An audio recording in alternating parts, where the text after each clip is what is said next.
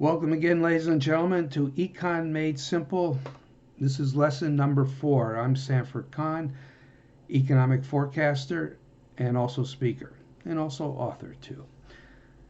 Now, reality bites the stock market, which is the title of this presentation. The stock market can escape reality for a while, but eventually it catches up to the stock market and bites it.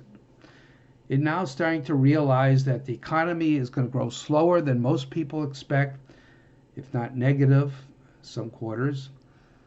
Inflation is going to stay stubborn for rising food costs and housing costs, even if energy costs come down, which they have a little. But rising food costs and housing costs will keep the inflation level elevated. And the Fed is going to raise interest rates higher and longer than most people expect. What do you think this is going to do to the stock market?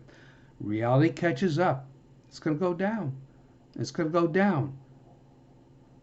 Can't keep going up when you have these massive problems. For a while it did, but now reality is caught up.